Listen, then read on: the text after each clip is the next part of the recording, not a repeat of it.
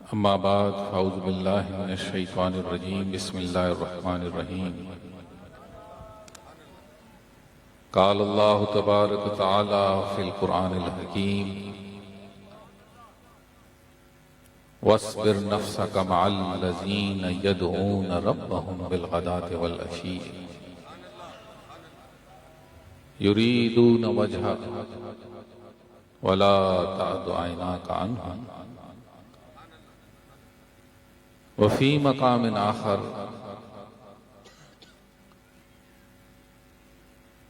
یا ایھا الذین آمنوا اذکروا اللہ ذکرا کثیرا صدق اللہ مولانا العظیم قال الرسول صلی اللہ علیہ وآلہ وسلم ان تعبد اللہ کأنک تراہ وَإِن لَمْ تَكُنْ تَرَاهُ فَإِنَّهُ يَرَاكَ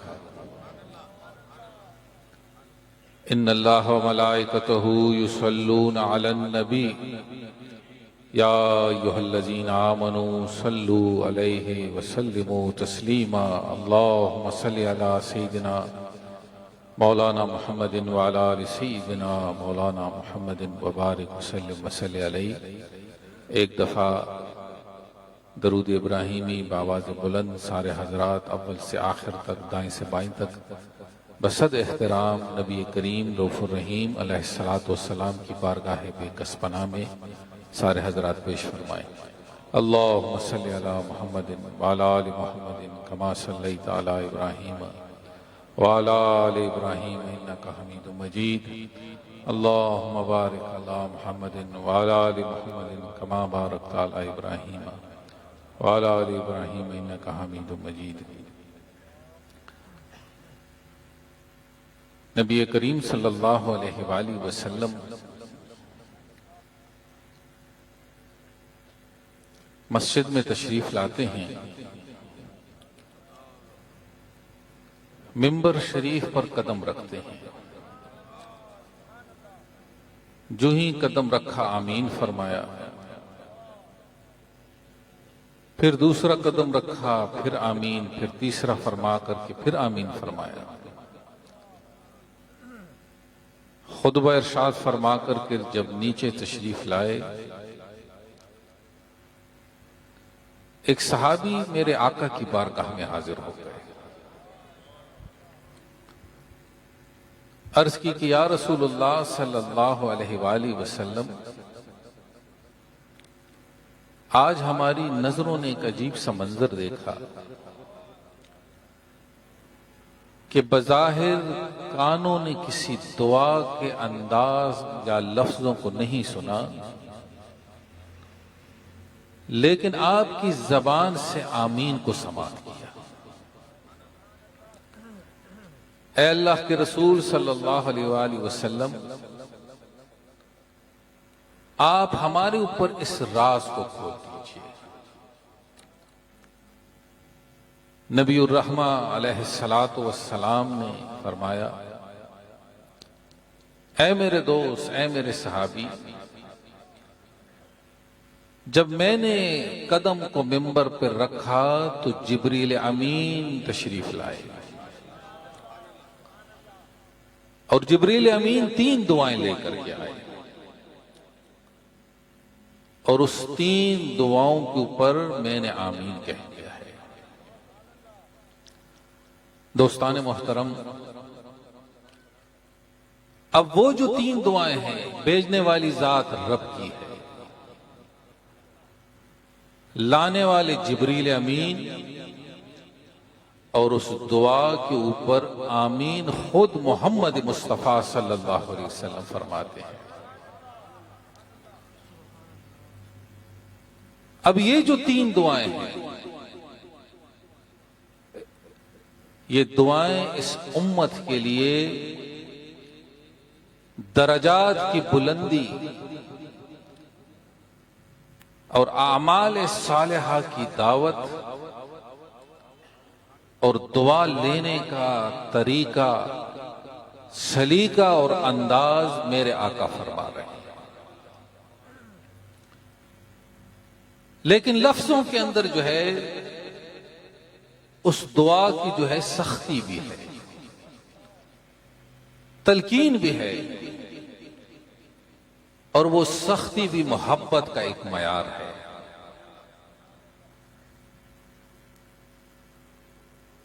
اور وہ محبت کا معیار ایسا ہے جس کو غرض جو ہے اپنی ذات سے نہیں، اگر ہے غرض تو فقط اپنے امت کے سینوں کے ساتھ غرض ہے اس کے۔ اے امت محمد مصطفیٰ صلی اللہ علیہ وسلم، خوش قسمت ہیں ہم اور آپ، اللہ نے ایسے نبی کی امت میں پیدا فرمایا کہ جو نبی دنیا میں تشریف لائے تو تب بھی رب کی بارگاہ میں اپنی امت کے لیے دعا فرما رہے ہیں، اور جب اس دنیا سے رخصت ہو رہے ہیں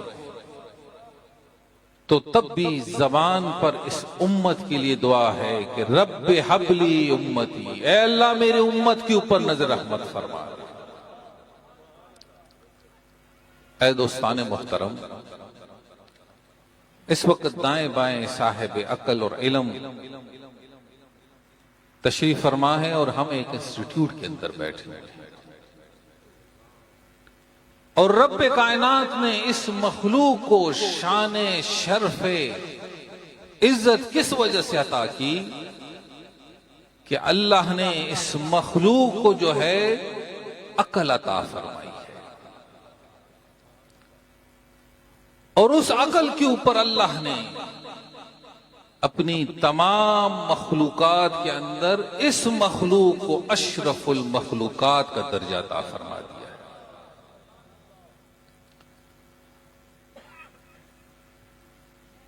جس کو اللہ عقل دے اور اس عقل کو اللہ پھر دینے کے ساتھ اس کو توفیق بھی دے دے کہ اللہ اس کو دین کی سمجھ عطا فرما دے، پھر اس مخلوقات کے اندر اللہ اس کو عزت و شرف و منزلت عطا فرما دیتا ہے۔ اے دوستان محترم، آج کی جو یہ نشست ہے، جہاں ذکر کی ہے وہاں فکر کی بھی نشست ہے کہ ہم نے ذکر کرنا ہے، اور اس ذکر سے فکر یہ پیدا کرنی ہے کہ یہ نعمت اللہ نے ہمیں نصیب کی ہے، اب اس نعمت کو اپنے اندر محدود نہیں رکھنا، بلکہ اپنے کردار سے، گفتار سے، رفتار سے، اخلاق سے اس ذکر کی نعمت کو کسی دوسرے کے قلب و ذہن تک بھی منتقل کرنا ہے۔ اور جب یہ عمل تجھ سے جاری ہو جائے تو یہ کیا ہے؟ یہ کنٹیجیس فعل متعدی ہے، اور جب فعل متعدی سرزد ہو جائے تو سمجھ جاؤ کہ رب نے تیرے اس عمل کو مقبول بنا دیا ہے۔ حضرت علامہ مولانا مفتی غلام دستگیر صاحب نے مختصر سے وقت میں بڑی خوبصورت گفتگو فرمائی، اور کثرت سے علماء بھی بیٹھے ہوئے ہیں، اہل علم بھی بیٹھے ہوئے ہیں۔ یہ کوئی 6 مہینے پہلے کی بات ہے، سید ساجد علی شاہ صاحب بیٹھے ہوئے ہیں، یہ میرے ساتھ سفر میں تھے ہم۔ امریکہ کی ایک ریاست ہے اٹلانٹا، اس گھر میں ہم قیام تھے، تو جن صاحب کا گھر ہے بڑے اپنے مخلصین میں سے ہیں، اور قریب جو ہے ایک مسجد کے وہ پریزیڈنٹ بھی ہیں۔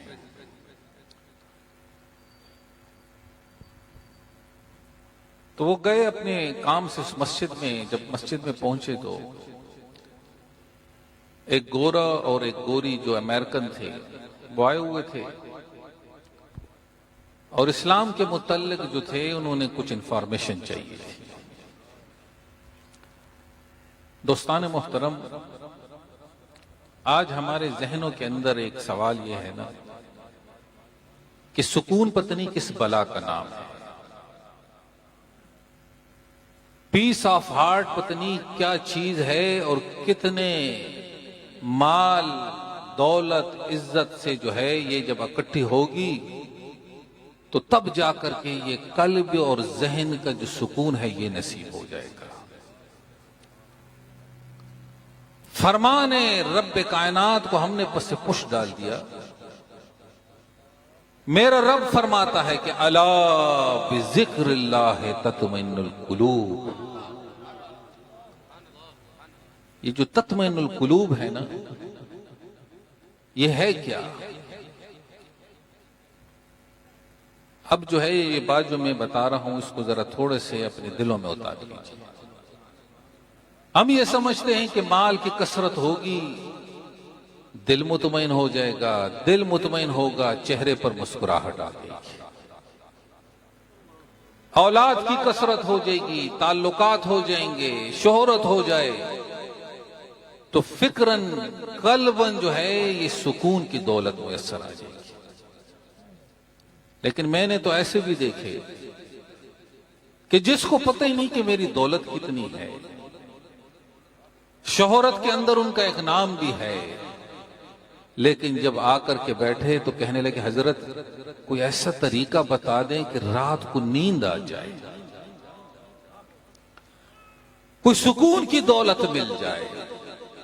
اے دوستان محترم، تم ڈھونڈتے ہو سکون دنیا کے اندر، اور میرا رب فرماتا ہے رہو دنیا میں، لیکن وہ پنجابی میں کہتے ہیں نا کہ ہتھ کارول اور دل یار والا، رہنا دنیا میں ہے لیکن دنیا کی محبت کو دل میں نہیں بلکہ دل کو میرے رب اور اس کے حبیب کی بارگاہ کے قریب کرنا ہے۔ سارے دوست بیٹھے ہوئے ہیں کر رہے ہیں اللہ اللہ اللہ۔ یہ اللہ اللہ ہر کوئی نہیں کر سکتا ہے، کرتا وہ ہے جس کو میرا رب پسند فرما لیتا ہے، جس کی زبان پر میرا رب اپنی رحمت کے دروازے کھول دیتا ہے۔ بنی اسرائیلیات میں ہے، موسیٰ علیہ السلام نے اللہ کی بارگاہ میں عرض کی، اے اللہ فرعون کے ساتھ جو ہے برسر پیکار ہوں، جنگ و جدل ہے، کوئی ایک ایسا وظیفہ اے اللہ تیری بارگاہ سے مل جائے کہ میں ہر وقت اپنی زبان پر جاری رکھوں۔ اللہ نے فرمایا کہ اے موسیٰ پڑھ لیا کرو کہ لا الہ الا اللہ۔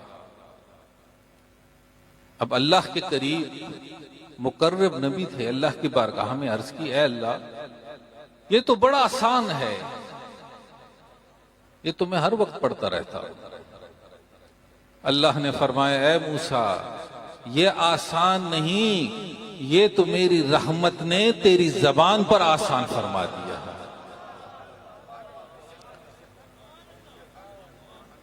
میری رحمت نے تیری زبان پر آسان کر دیا۔ اے دوستو جب آپ کرتے ہو نا کہ اللہ اللہ، یہ خیال مت کرنا کہ یہ میں کر رہا ہوں، یہ سمجھو کہ یہ میری رب کی عطا ہے کہ میری ادنا زبان سے اپنے ذکر کو جاری فرما دیا۔ تیرے ہاتھ سے کوئی عمل خیر ہو جائے، کسی عمل پر فخر مت کرنا کہ یہ میں کر رہا ہوں، بلکہ یہ کہو ہوں تو ادنا، نسبت اعلیٰ ہو گئی تو اللہ نے بھی ہاتھ کو خیر والا ہاتھ بنا دیا۔ یہ جتنے جوان بیٹھے میں مبارکباد دیتا ہوں، اور خصوصی معظم صاحب چونکہ ان کے انسٹیٹیوشن میں بیٹھے ہیں۔ دو طرح کا علم ہے، ایک علم تیرے وجود کو جو ہے آراستہ پیراستہ کر دیتا ہے، اور ایک علم وہ ہے جو تیرے قلب کی وسعتوں کو جو ہے اس باؤنڈریز کو جو ہے اللہ کھول دیتا ہے۔ اور وہ علم کیا ہے؟ وہ علم میرے آقا کی زبان اطہر سے جو اس امت میں تقسیم ہو گیا ہے۔ تو ان صاحب نے گھر میں فون کیا، کہتے حضرت دو یہ امریکن گورے ہیں، کچھ پوچھنا چاہتے ہیں، تو اگر آپ کی اجازت ان کو لے آؤں۔ میں نے ان کو لیا اور دل میں کہا ہم بیٹھے کس لیے ہیں؟ وہ دونوں جب آئے، اب اس بات کو ذرا میں تھوڑا سا شارٹ کر لوں، جب آ کر کے بیٹھے کچھ مختلف قسم کے سوالات تھے ان کے ذہنوں میں، اس پر گفتگو کی. لیکن اے دوستو، ابھی انہوں نے کلمہ نہیں پڑھا، لیکن متلاشی جو ریسرچر ہوتے ہیں نا، وہ جب اپنے شوق کو، اپنی ریسرچ کو کھولتے ہیں تو پھر اللہ ان کو خالی ہاتھ نہیں رکھتا ہے. جو بندہ کوشش کرتا ہے اللہ اس کی کوشش کو کبھی ضائع نہیں فرماتا ہے. میں یہ کہتا ہوں کہ جیسے انہوں نے اسلام کو سمجھنے کے لیے کوشش کی، آج اگر ہم اپنے آپ کو دیکھیں تو ہم ان کے اس شوق اور ان کے اس ریسرچ سے کئی گنا پیچھے ہیں. کیونکہ ہمیں تو سارا کچھ بڑی آسانی سے ملا ہے. آنکھیں کھل گئی، گھر کا ماحول مل گیا، بغل میں مسجد مل گئی، کانوں میں 5 وقت آواز گونج رہی ہے. لیکن ان سب کے ساتھ ہم مغرب کے شیدائی ہیں، اس کلچر کے دل دادا ہیں، اس کی طرف اپنے آپ کو کرتے ہیں. میں اس میں لباس کو شامل نہیں کر رہا، میں فکر کو شامل کر رہا ہوں. لیکن جو اس جگہ آنکھ کھولتا ہے اور جب ریسرچ کرتا ہے، وہ محمد عربی صلی اللہ علیہ وسلم کا شیدائی بن جاتا ہے. اس کے اوپر وہ اگر سکون دیکھتا ہے تو اس دین کے راستے میں سکون دیکھتا ہے. اب تھیوری تو انہوں نے کر لی، اب بات رہ گئی پریکٹیکل. گفتگو ختم ہو گئی.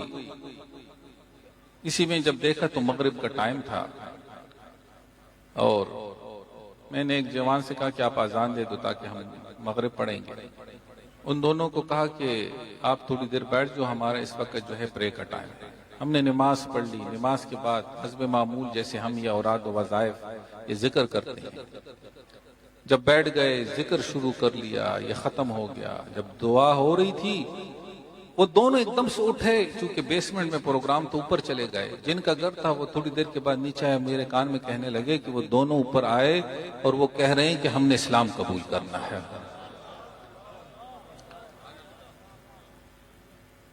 وہ ایک سجدہ جسے تو گراں سمجھتا ہے، 1000 سجدوں سے دیتا ہے آدمی کو نجات.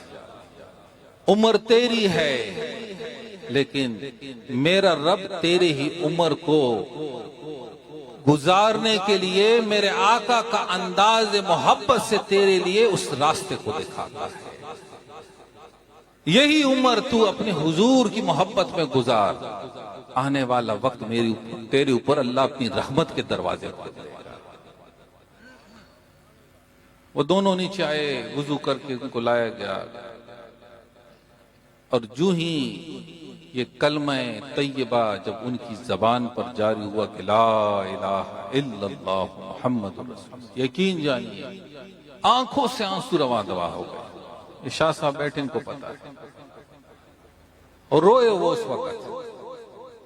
جب دعا ہو گئی تو کہنے لگے اب اگلی بات سن لو. ہم کہتے ہیں سکون کیا ہے؟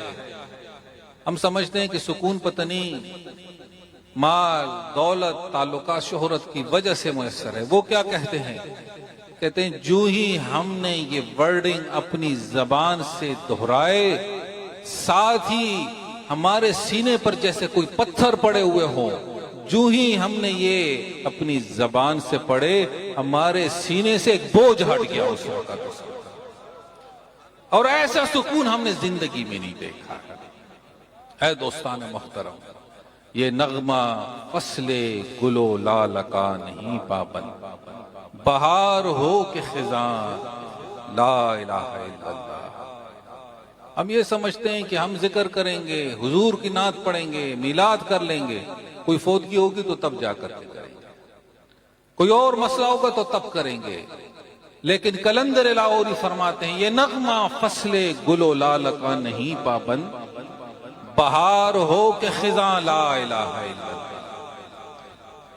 خوش ہو تو تیری زبان پہ اللہ کا ذکر ہو، خدا نخواستہ تکلیف آئے تو پھر اپنے آپ کو اس رب کی بارگاہ میں عجز کے ساتھ اس کلمے کے ذکر کو بلند کر دیا کرو۔ نبی کریم صلی اللہ علیہ وسلم نے پھر فرمایا کہ جبریل امین آئے 3 دعائیں لے کر، 3 دعا کیا تھی؟ یہ جو ہم درود پڑھتے ہیں نا، جیسے شروع میں نے کہا کہ سارے ایک دفعہ درود شریف پڑھ لو۔ یہ ایک ایسا عمل ہے کہ جب کوئی شخص درود پڑھتا ہے تو جو یہ دائیں اور بائیں مقرب فرشتے بیٹھے ہوئے ہیں، جب کوئی شخص درود پڑھتا ہے گناہ لکھنے والا تیرے گناہوں کو مٹانا شروع کر دیتا ہے، اور ثواب لکھنے والا تیرے نام اعمال میں درود کا ثواب لکھنا شروع کر دیتا ہے۔ میرے آقا نے فرمایا جب کسی شخص کے سامنے میرا نام لیا جائے وہ مجھ پر درود نہ پڑے اس کے لیے ہلاکت ہو۔ پھر ارشاد فرمایا کہ دعا جو ہے وہ تیرے لیے اللہ نے بڑی آسانی سے رکھی۔ جس کو زندگی میں اپنے گھر میں چاہے ماں باپ ہے، استاد ہے، کوئی شیخ ہے، وہ ملے اور اس کی خدمت کر کے دعا نہ لے لے، اس شخص کی ناک خاک آلود ہو جائے۔ اور پھر ارشاد فرمائے کہ میری امت کو اللہ نے ایسے ایام دیے اور اس ایام میں بیٹھ کر کے وہ اپنے لیے مغفرت نہ کرا سکے، اس کے لیے بھی ہلاکت ہو۔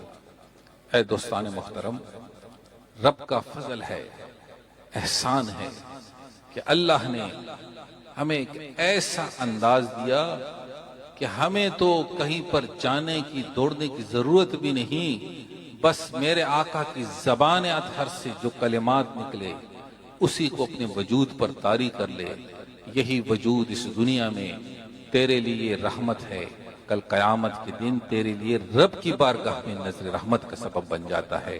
اللہ رب العزت ہم سب کی اس حاضری کو اپنی بارگاہ میں قبول اور منظور فرمائے، اسی ذکر و فکر پر استقامت نصیب فرمائے۔ میں نے جو آیت کریمہ آپ کے سامنے رکھی سورہ کہف کی آیتوں میں سے ایک آیت ہے، وَاصْبِرْ نَفْسَكَ مَعَ الَّذِينَ يَدْعُونَ رَبَّهُمْ بِالْغَدَاةِ وَالْعَشِيِّ۔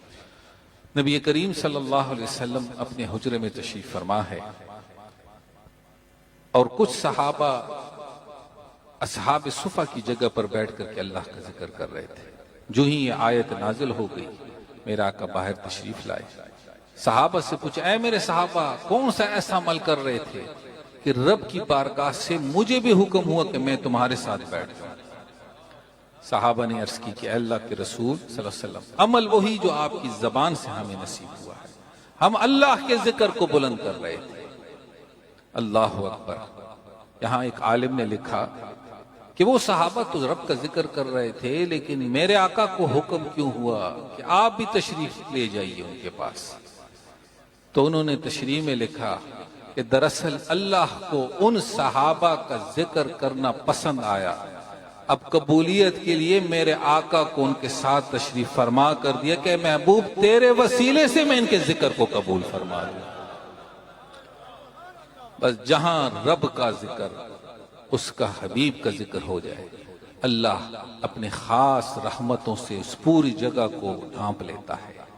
آنے والے بندے دنیا کے حساب سے دنیا کی غلاظتیں کثافتیں لے کر آتے ہیں، لیکن جب اٹھ کر کے جاتے ہیں میرے رب فرماتا ہے کہ میری رحمت کو گوارا نہیں کہ پھر میں ان کو ان گناہوں سے بھیج دوں۔ جب اٹھ کر کے جاتا ہے میں ان کے گناہوں پر عفو کا قلم پھیر دیتا ہوں۔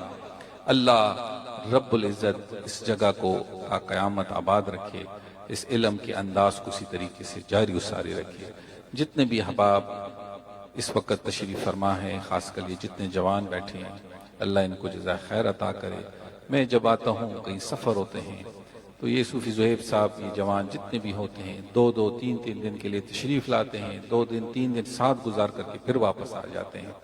تو اللہ اب ان کو چاہے ڈاکٹر بن جائے، انجینئر بن جائے، کمپیوٹر سائنس کے شعبے میں جائے، لیکن میں یہ کہتا ہوں کہ حضور کا عاشق بن جائے، کہ پھر جہاں بیٹھے جو دائیں آئے بائیں آئے سارے میرے حضور کی بارگاہ کے عاشق بن جائے۔ اللہ ان حاضریوں کو قبول فرمائے۔ وما علینا الا البلاغ المبین۔ سبحانی صاحب آپ تشریف لیں۔ سلام کے اشعار پڑھ